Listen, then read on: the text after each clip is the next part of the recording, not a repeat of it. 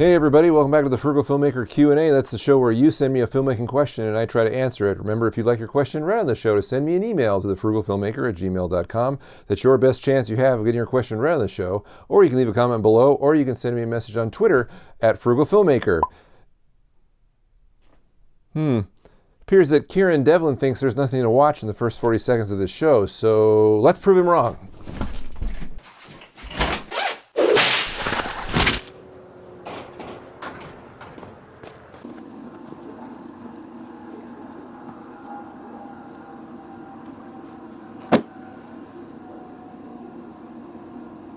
Now today is Trivia Tuesday, the first Tuesday of the month, where I test your knowledge of the Frugal Filmmaker, and at stake is one of these, the BT168D battery tester. It's an inexpensive battery checker that will actually show you the voltage of the battery you're testing, and not just a little meter that tells you if your battery is good, fair, or poor. So if you'd like a chance to win one of these, or you'd just like to check out the trivia question for yourself, stay tuned to the end of the show and you'll find out how to win, or just skip ahead.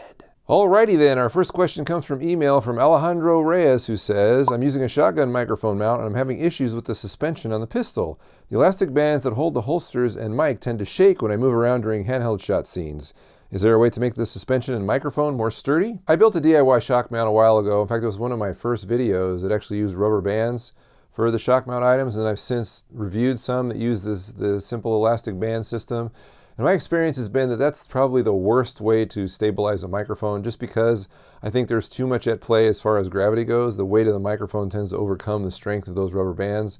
So it can be a little bit tricky as far as getting it to be super stable. But if you don't want to spend the money and you have the elastic band system in place, you might just want to add more elastic bands. You can use hair ties, you can use rubber bands, you can use all kinds of things that could be elastic. You just need to add them to the existing kind of framework that's already there, and that could possibly help. Another thing you might consider is just to change the way that you're holding the actual microphone. You said you're using a pistol grip, and if you're running and gunning, everything's going right from your body through your one hand into that pistol and then through the microphone, which is then of course being jostled all around as you're running. But you might want to consider maybe putting that rig inside of something a little more stable, like a two-handed rig, like either a Fig rig or maybe the PVC stabilizer rig that I built, or the Frugal Stabilizer 2, which will allow you to use two hands to stabilize your microphone instead of just one. And I'm not saying this will work for sure, but I think it will definitely help, as it definitely helps cameras if you're shooting handheld to change the way you're holding it to two hands instead of just one. That'll put more of the shock into your body and less onto the camera mount. So that's something you might want to try, maybe a combination of all these techniques, or maybe there's somebody out there watching that might have another way to help Alejandro stabilize his microphone while he's running. If you are that person, please comment below. Matt Franklin writes in and says, do you have any suggestions for independent filmmakers who find themselves hamstrung by legal red tape and circumstances? Well, I'll be totally honest, Matt. I am not a tax expert, and I don't know all the ins and outs of entertainment law or things that you might need to do or participate in or take advantage of in your specific situation. I know the best advice I can give you is to find somebody that you trust locally who's a tax accountant who can help you at the end of the year with all of your taxes and purchases and things that you might have questions with. If you go to them now and ask them what you need to do or what you can possibly do, they will give you the best advice possible, so that when the time comes around that you have to submit all your tax information or whatever, that you will know that you've done the right thing that will help you in your situation, because you've already figured out what you need to do ahead of time. That would be my best advice. My wife and I are kind of in a similar situation as you, where she handles most of the business, if not all of it, and I'm kind of the technical side of it.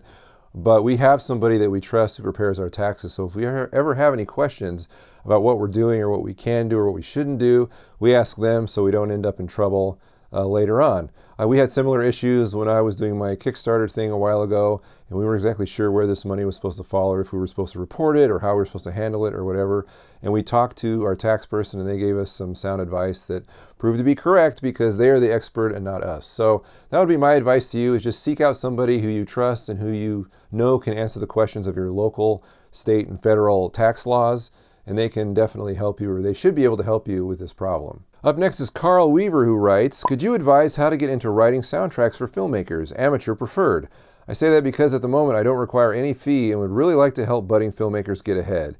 Can you help in any way, please? This is a really awesome opportunity for both parties, I think. Here's Carl with his scoring services that he wants to develop. And there's tons of filmmakers out there that need someone to score their movies. And so where do these two connect? Well, the best place I can think of suggesting is, of course, the Frugal Filmmaker Facebook group on Facebook.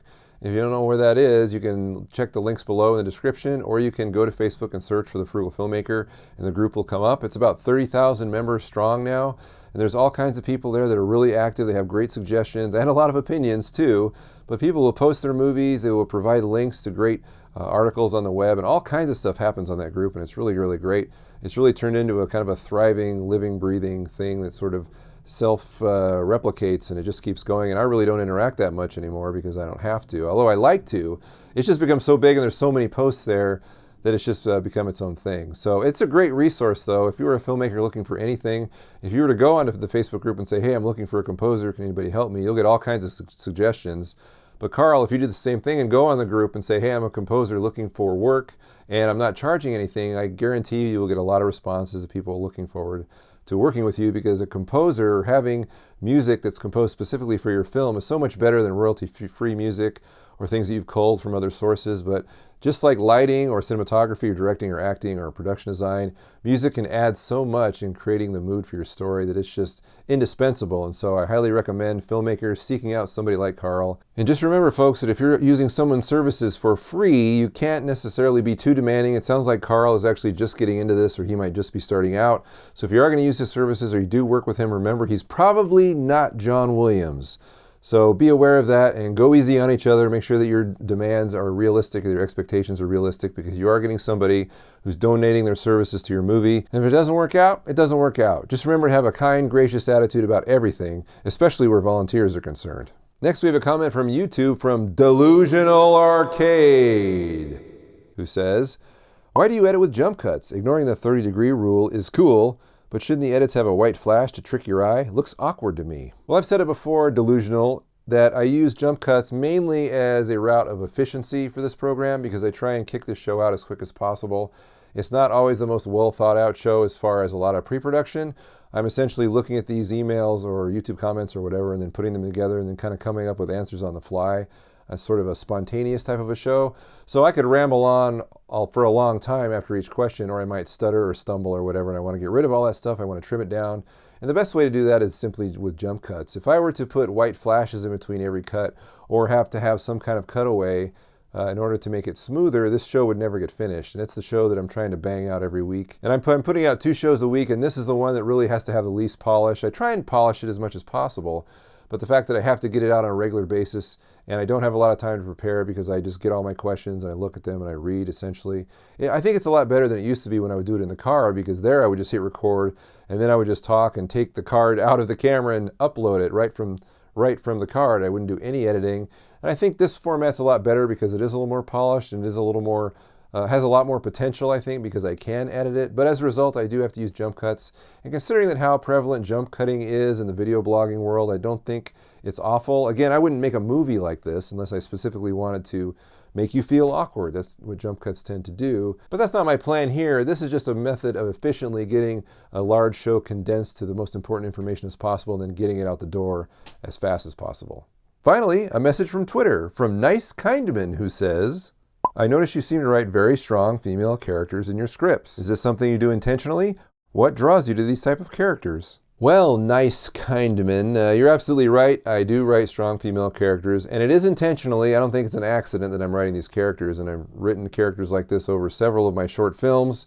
Hopefully they're not repetitions or copies of themselves, but I do like them. I find women enigmatic, and I like strong women because I like strong characters of either sex, I believe. I don't necessarily like weak characters, but I also don't like characters that are defined by one specific thing, or one thing that seems to define them as a character superficially, whether it's beauty or them being a badass with a gun or whatever. I don't like that type of one-dimensional character. I like multi-dimensional characters, and so I like women that are strong. I also like them that are interesting and sympathetic and somebody that I can relate to, so that I want to follow their journey through the story. I think that's incredibly important. I think that if you create a character and the audience can't attach to them, whether it's over the space of 2 hours or over the space of 5 minutes, then you failed as a filmmaker. And hopefully I've succeeded enough to draw people in or want to connect with certain characters that I've written. I don't know. I can only do what I can do, and you can be the judge of my films as far as that goes. But I think where all this started was me in the 70s as a kid watching the Linda Carter version of Wonder Woman.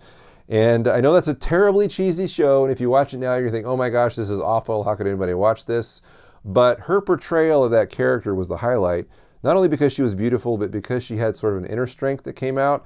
And I'm talking about the earnestness and the kindness of her character. She wasn't just super strong, and she was in the series, and she could take on anybody and defeat them, of course, because she's a superhero. But she was also interesting, and she was also strong. She had a strong heart. She cared about people. I liked that character, and I kind of had a crush on her, admittedly, like probably all young boys at that time. But as I grew up and I watched other characters, I was definitely influenced by that, by enjoying other strong female characters or being interested in those type of movies or shows. And as a result, I found myself drawn to the films of James Cameron. As much as I claim to be a Hitchcock fan, I do like Hitchcock, love Hitchcock, I tend to write characters that emulate James Cameron's characters, notably the strong women. Women such as Ripley in Aliens, or Sarah Connor in the Terminator series, or Lindsay Brigman in The Abyss, all James Cameron characters, and characters that I've really liked. And I think that a lot of those characters have kind of transposed onto my films, not because I'm ripping off those characters, but because I find them interesting, and so I write characters that are similar, I think. As much as you may say you may or may not like James Cameron movies, he's always written strong females and strong kids. And so that's something that I've tried to do that I've liked, because I think those characters are interesting. They're not just strong, but they are smart and intelligent and resourceful, kind, understanding, very sympathetic in all those movies. They might be a little bit damaged, but that makes them interesting. They have some flaws they need to work through, but that's what kind of carries them along on their journey, is how they can overcome these flaws and typically help other people come with them or help rescue them or whatever. But I do like those characters. There will always probably be strong female characters in the things that I write, which, hey, I think is okay. I had somebody criticize Invader when they say, oh no, another ass-kicking female and blah, blah, blah. And it's like, well, there's no shortage of ass-kicking males. Anyway, in a nutshell, that is why I like strong female characters and why I probably will continue to put them in my movies. Okay, so it's Trivia Tuesday, where I test your knowledge of the Frugal Filmmaker. And I'm going to ask you a question, and then if you think you know the answer, send me an email to thefrugalfilmmaker@gmail.com. And the first one to give me the correct answer will be the winner of this. This is the BT168D battery tester. It's a handy little battery tester that will actually give you a readout of the voltage on common types of batteries, AA's, button cells, 9 volts, all that kind of stuff. Very handy, very inexpensive, but you can win it if you can answer this question. And the question is, how tall am I? Yes, that's your question. If you know the answer, please send me an email to thefrugalfilmmaker@gmail.com. And if you're the correct answer, first, you will win one of these. Good luck. Well, that's everything we have for this show. Thanks to everyone for writing in. As always, great questions. Please keep them coming, and I'll keep producing this show. If you had a question you'd like to ask me, please send me an email to thefrugalfilmmaker@gmail.com. That's your best chance you have of getting it read.